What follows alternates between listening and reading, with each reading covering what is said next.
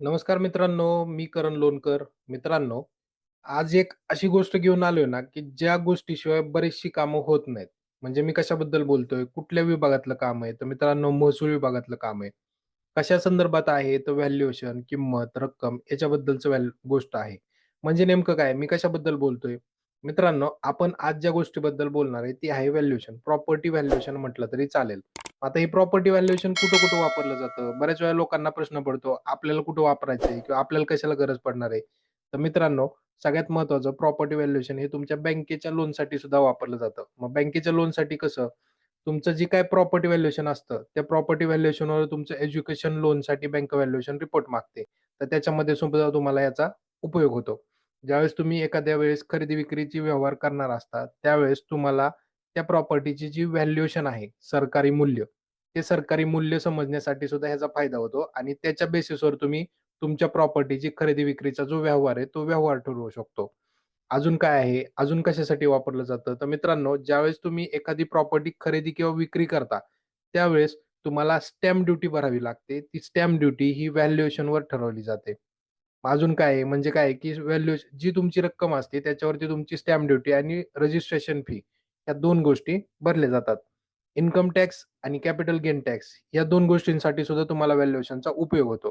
त्यासाठी ज्यावेळेस मित्रांनो मालमत्ता जर विकली किंवा त्याच्यानंतर होणारा जो काही फायदा आहे त्याच्यावरती किती टॅक्स लावायचा, गेन टॅक्स म्हणतो आपण त्याला, तर त्याच्यासाठी व्हॅल्युएशनची गरज पडते. त्यानंतर कौटुंबिक आणि कायदेशीर वाटणी. जर समजा आता घरची किंवा जमिनीची भावाभावातील वाटणी करताना कोर्टातील वाद किंवा वारस हक्काच्या कामात सर्वांना समान वाटा मिळावा म्हणून व्हॅल्युएशनचा वापर केला जातो. इन्शुरन्ससाठी आता समजा काय होतं, इमारतीचा विमा काढताना किंवा आगीचे नुकसान झाले, तर त्याचा क्लेम करण्यासाठी सुद्धा व्हॅल्युएशनची गरज पडते. विजा आणि परदेशातलं शिक्षण जर असेल, तर त्याच्यासाठी सुद्धा तुम्हाला व्हॅल्युएशनची गरज पडते. कारण ज्यावेळेस परदेशात शिक्षणासाठी आपण पी-आरसाठी जाताना तुमची आर्थिक स्थिती दाखवली जाते, तर त्या आर्थिक स्थितीसाठी सुद्धा तुम्हाला व्हॅल्युएशन गरजेचं पडतं. आणि भाडे ठेवण्यासाठी ज्यावेळेस तुम्ही एखादी जागा लीजसाठी दिली जाते ना, तर त्यावेळेस सुद्धा याचा उपयोग केला जातो. मग आता मित्रांनो, हे ॲक्चुअली काढायचं कसं? बऱ्याच लोकांना माहीत नसतं, की हे काढायचं कसं? त्याच्यामुळं बरेचसे लोकं फसतात. मग आता हे काढायचं कसं ते मी आज सांगणार आहे. तर मित्रांनो, सर्वात पहिल्यांदा आपल्याला Googleला यायचंय आणि Googleला आल्यानंतर इथे आपल्याला सर्च करायचंय IGR ही वेबसाईट. IGR ही अशी वेबसाईट आहे, की या वेबसाईटवरती महाराष्ट्रातील सर्व जे महसूल संबंधित खाते आहेत, त्याच्या संबंधितली सर्व कामं या वेबसाईटवर केली जातात. आता बघा इथं सुरुवातीलाच त्यांनी सांगितलेलं आहे, नोंदणी मुद्रांक विभाग महाराष्ट्र शासन. याच्यावरती आपल्याला क्लिक करून ही वेबसाईट ओपन करून घ्यायची आहे. जशी वेबसाईट ओपन झाल्यानंतर तुम्हाला वरच्या साईडला जो काही नोटिफिकेशन असेल ते क्लोज करायचं आहे. अशा पद्धतीची मित्रांनो वेबसाईट ओपन झालेली आहे. ती एकदा वेबसाईट व्यवस्थित पाहून घ्या. ही वेबसाईट पाहिल्यानंतर आपल्याला थोडंसं खाली स्लाईड करायचंय आणि खाली स्लाईड केल्यानंतर ई-एस-एस-आर या ऑप्शनवरती जायचंय. या ऑप्शनमध्ये तुम्हाला ई-एस-एस-आर 2.0 बीटा हा जो ऑप्शन आहे तो तुम्हाला ओपन करायचा आहे. ज्यावेळेस हा ऑप्शन तुम्ही ओपन करताल, त्याच्यानंतर आपल्याला इथे बघा अॅन्युअल स्टेटमेंट ऑफ रेट अशा पद्धतीचं दिलेलं आहे. बाजार मूल्य दर पत्रक आवृत्ती. तर हे ओपन झाल्यानंतर हा टोटल महाराष्ट्राचा नकाशा आहे. याच्यामध्ये तुम्हाला संपूर्ण महाराष्ट्रामध्ये असणारे जे जिल्हे आहेत, ते जिल्हे दिलेले आहेत. त्या जिल्ह्यामध्ये तुम्हाला ज्या जिल्ह्याचा तुमचं व्हॅल्युएशन काढायचं आहे, ज्या जिल्ह्यातील गावाचं, तो जिल्हा निवडायचा आहे. उदाहरणार्थ मी पुणे निवडतो. पुणे निवडल्यानंतर आपल्याला इथे पहा अॅन्युअल स्टेटमेंट रेट हे ॲज इट इज दिसणार आहे. पण खाली तुम्हाला असेसमेंट इयर दिलेलं आहे. मित्रांनो, कधी-कधी आपल्याला मागच्या वर्षाचं वगैरे जर व्हॅल्युएशन हवं असेल ना, तर इथे बघा 2015 ते 16 पर्यंतचं व्हॅल्युएशन म्हणजे मागच्या 10 वर्षाचं व्हॅल्युएशन आपण काढू शकतो. मग आता अजून काय करायचंय पुढं? इथे तुम्हाला लँग्वेज सिलेक्ट करायची असेल, तर तुम्ही तुमच्या पद्धतीने लँग्वेज सिलेक्ट करू शकता. मराठी आणि इंग्लिश अशा दोन्ही पद्धतीचा वापर आपण इथं करू शकतो. आता मी इंग्लिशच ठेवतो. याच्यामध्ये मी तालुका निवडून घेणार आहे. तालुका निवडून घेतल्यानंतर रँडमली कुठलंही एखादं गाव आपण निवडून घेऊया. उदाहरणार्थ आता आपण माळवाडी सिलेक्ट करूया.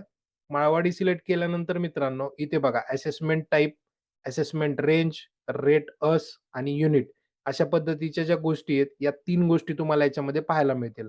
आता याच्यामध्ये बघा, तुमच्या लक्षात येणार नाही, जिरायत शेतजमीन, जिरायत शेतजमीन, जिरायत शेतजमीन सर्वत्र तर जिरायत शेतजमीनच आहे. मग प्रत्येकाचं व्हॅल्युएशन वेगळं काय आहे? तर मित्रांनो, हा जो असेसमेंट रेंज असते, ही असेसमेंट रेंज म्हणजे तुमच्या सातबाऱ्यावर असणारं जे आकार आहे, तो याच्यामध्ये दिलेला आहे.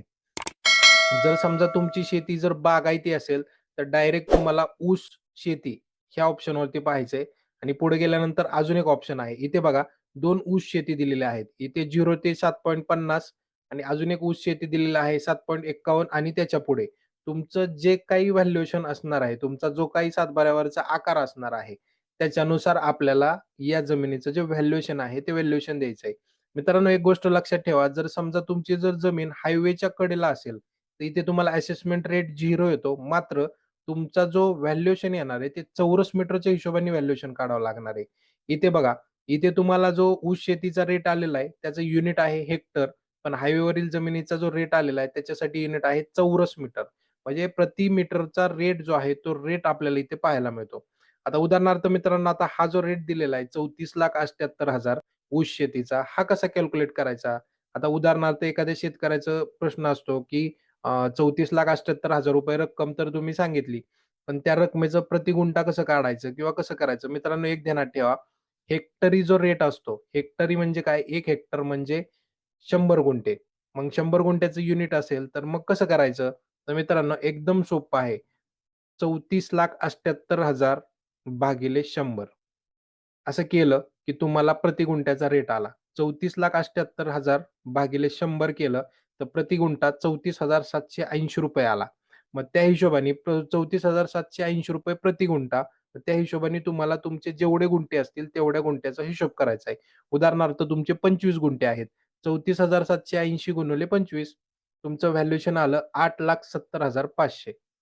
ह्या व्हॅल्युएशननुसार तुम्ही तुमचं जे काय व्हॅल्युएशन असेल, ह्या व्हॅल्युएशननुसार सुद्धा तुम्ही पुढे तुमच्या इन्शुरन्स कंपनी असेल, इन्कम टॅक्स डिपार्टमेंट असेल, खरेदी-विक्रीचा व्यवहार असेल, तर या ठिकाणी तुम्ही तुमचं अंदाजे व्हॅल्युएशन लावून तुम्ही पुढचे व्यवहार जे आहेत, ते व्यवहार करू शकता किंवा इन्शुरन्स कंपनीला तुम्ही कळवू शकता, की माझ्या प्रॉपर्टीची जी व्हॅल्युएशन आहे, ते एवढं बसतंय किंवा भाडे करताना सुद्धा तुम्हाला याचा वापर होतो.